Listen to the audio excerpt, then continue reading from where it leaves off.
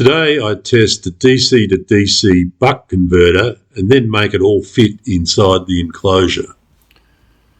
I'm continuing with the development of my battery-powered Cpap machine. The next stage was to include a better voltage regulator circuit than what was on that original prototype there.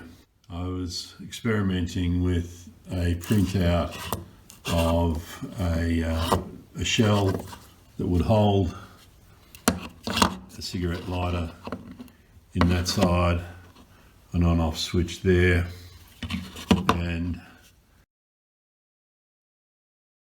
a voltmeter come amp meter in that side, which still hasn't arrived to fit out this shell. These 6 screws in the bottom put a screw into a base like that one. What has arrived is a DC to DC buck converter. I've now got rigged up here, connected to my Makita battery, an on-off switch and a cigarette lighter. And then into that cigarette lighter I've got my car adapter. You can see the green light on there, and then plugged into my Cpap machine, and the blue light is on the Cpap machine. So that setup there is operational. Makita battery, a 5 amp buck converter, cigarette lighter, car adapter to the Cpap machine. Now I've got here my mask, which is just a nasal mask, which I'm going to place over my nose, and as I breathe into it you'll see lights on this DC to DC buck converter showing that it's operational. You will see a green light when there's very low current at the moment, and a blue light when there is a bit of a current draw, and the blue light will come on and off based on how I'm breathing at the time.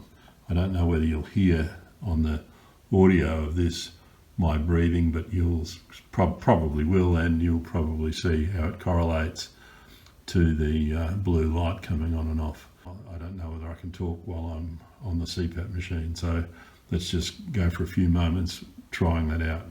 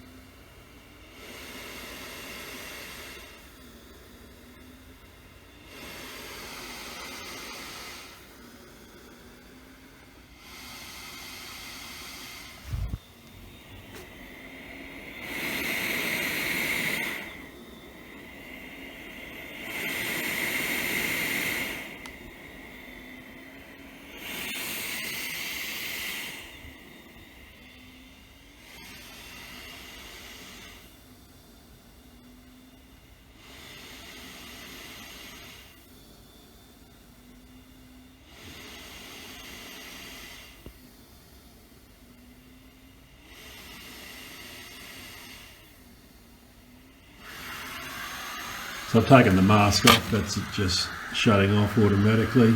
It's will shut down in a moment and the light goes back to green. There's a green light, a blue light and a red light on here. The red light indicates when this is over current. It's got a current limiting potentiometer and a voltage setting potentiometer there. Now that current limiting potentiometer can be set to 5 amps. I suspect I've got this one currently set to about 2 amps. 2 amps or a bit over 2 amps is all it needs to provide the current for the car adapter and the Cpap machine. It needs 20 watts. This little board's capable of delivering 75 watts. At 12 volts it can deliver about 60 watts, 12 by 5 amps being 60 watts. I've currently got the voltage potentiometer here set to 14 volts, which is typical of a car cigarette lighter output when the car's going and the alternator's charging. So the car adapter here should be able to handle 14 volts. In fact, it probably prefers voltages above 12 volts, 13, 13.6, up to 14. So I've got it set to 14. That reduces the amps in the circuit with slightly higher voltage. And so if this is set to I need 20 watts ultimately getting to the Cpap machine, and that's probably a maximum with really heavy breathing, or 20 centimetres of water pressure.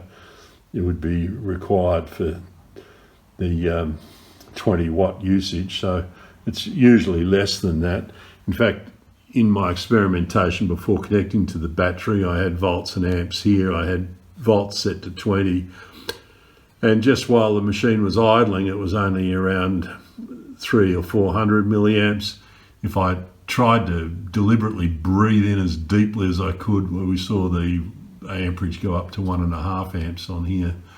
1.5 amp input to this little board at 20 volts probably reflects something in the order of 2 or 2.5 amps or something at 14 volts on the output. The beauty of these little buck DC to DC converters is that they are very efficient. They're not burning that voltage up because they're switching, they're only switching on and off at high frequency. So they can be over 90% efficient, up to 95% efficient, compared to this circuit here, I believe was only maybe 60% efficient, burning off the extra voltage in the form of heat, needing the big heatsink. This little board wasn't getting warm at all, and it's a tiny little circuit, but being able to handle 5 amps is pretty impressive. This is the 3D printed shell with an on-off switch and a cigarette lighter in it, and room for a voltmeter. Unfortunately, there's not room in this prototype for this little buck converter. So I'm going to print a sandwich base for this, which sandwiches this little board underneath there and on top of this as my first working prototype using all of the components that I had in mind.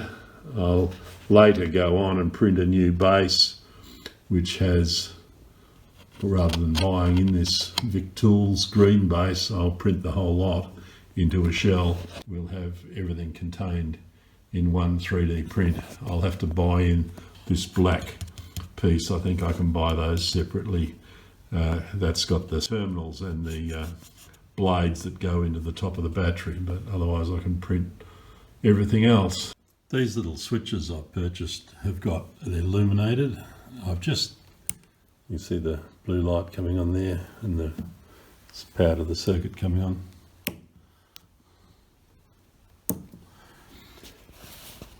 These are nominally a 12 volt switch, so the LED illumination is designed to have a 12 volts across it.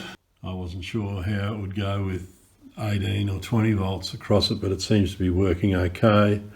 I bought 10 of those. If the LED fails during my testing, then I'll know that it probably needs a further current dropping resistor in the circuit, but at the moment I've just connected ground to the third terminal on the switch. It seems to be working okay.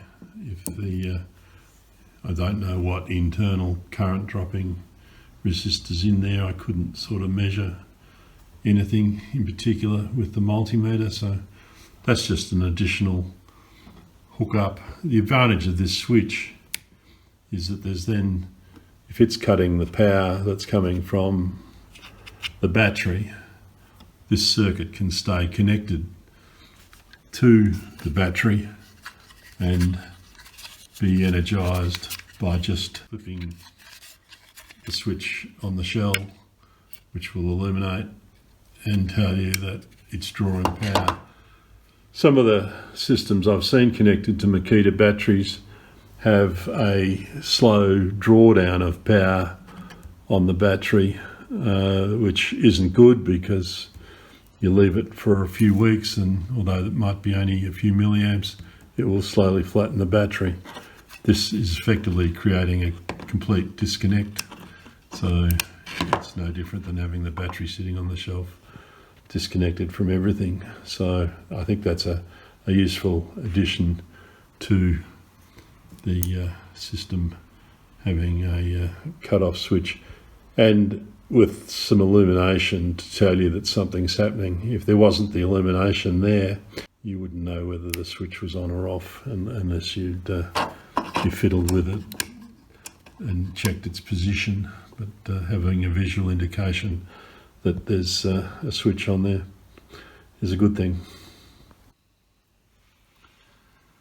This is the sandwich I've designed to suit the buck converter. We'll screw in from this side, fits into those 4 corners there with the 3mm holes, which are 3mm tapped holes.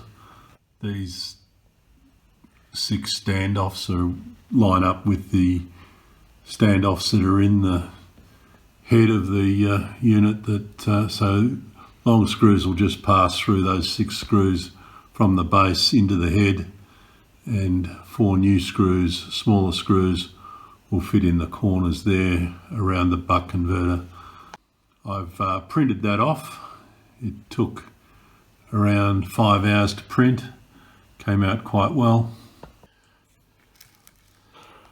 So I printed up this sandwich, I call it, that goes between my original 3D print and holds this little buck DC to DC converter. It is wired in with battery connections to one end and cigarette lighter adapter to the other, with a switch in between on the input with an LED that illuminates. So there's the little buck circuit board screwed in there, quite neat. I've got longer screws to go through the 6 holes to hold it in place.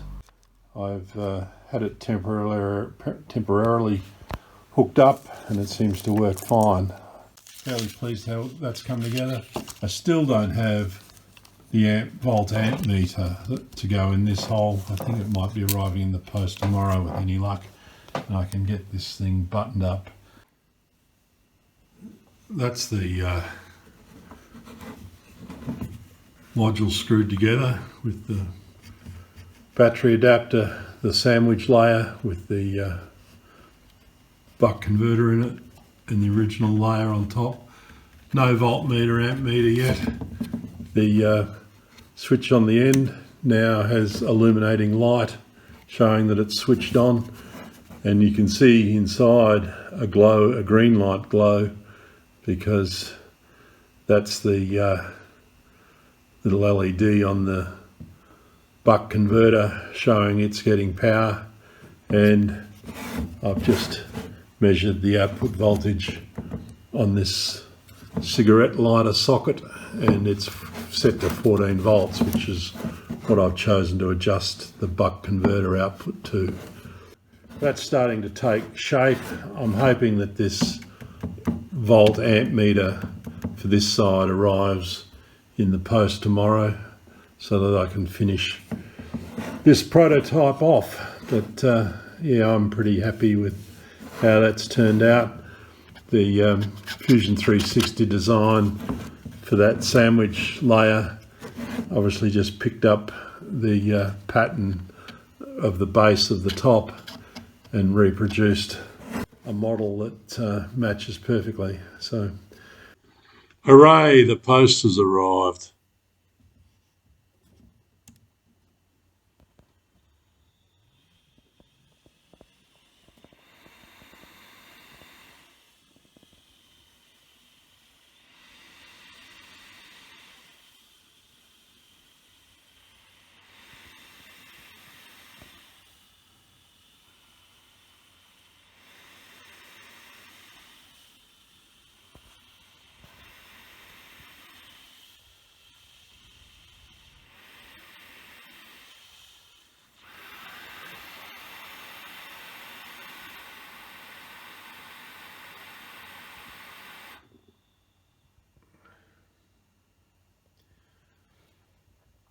So my voltmeter, amp meter came in with it just connected to the car adapter and the machine not working.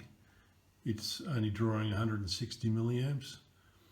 When I was breathing there through the machine, it was coming up to about 1.5 amps.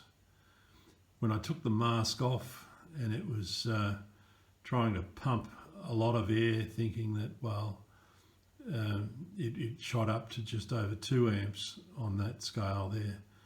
So that gives an idea of a better idea as to what sort of current. The 14 is the 14 volts that that's set to.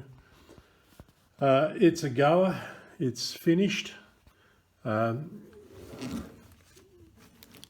adapter's plugged into the cigarette lighter side there. The on-off switch illuminates on the end there. It's a goer. So that's my prototype finished and the end of this current series. I purchased the buck converter from Core Electronics in Newcastle. The volt amp meter came from eBay. I've learned a lot of stuff on this project, so get out to your shed and have some fun.